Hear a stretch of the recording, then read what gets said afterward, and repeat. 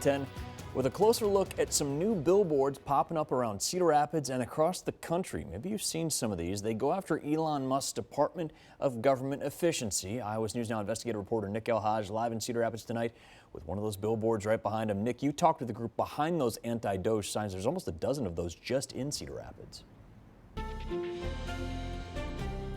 Mitch, I'm standing just off Blair's Ferry Road in Cedar Rapids in front of one of 11 billboards going up across the city, part of a wider campaign placing dozens in Iowa and hundreds across the country. As you can see, these billboards are styled to look like vintage postcards from nearby national parks for Cedar Rapids. That includes the Gateway Arch. But instead of promoting them, they take a satirical shot at the DOGE cuts they're facing.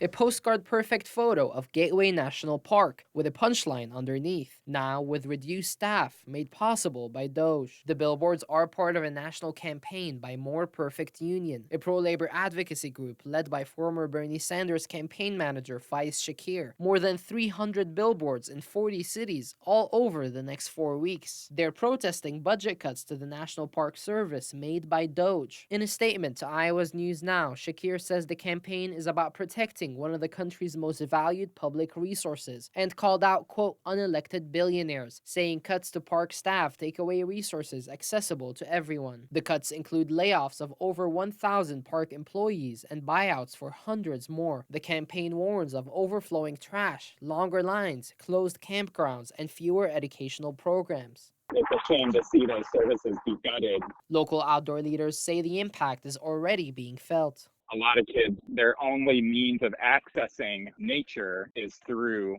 public lands. They need people to maintain the trails, the roads, the ways in which we are able to access the really incredible features that those parks hold. But some Republicans say the campaign is misguided. A spokesperson for Rep. Ashley Hinson said Iowans have overwhelmingly supported DOGE's efforts and pointed to the agency's claim of saving $170 billion by cutting federal waste, citing a list of foreign programs DOGE identified as examples of taxpayer abuse. The Iowa GOP called the billboards a, quote, distraction meant to defend the status quo and resist financial responsibility. Meanwhile, Democrats, including Iowa Party Chair Rita Hart, argue the agency itself is wasteful and is, quote, ruining Americans' ability to enjoy the national parks.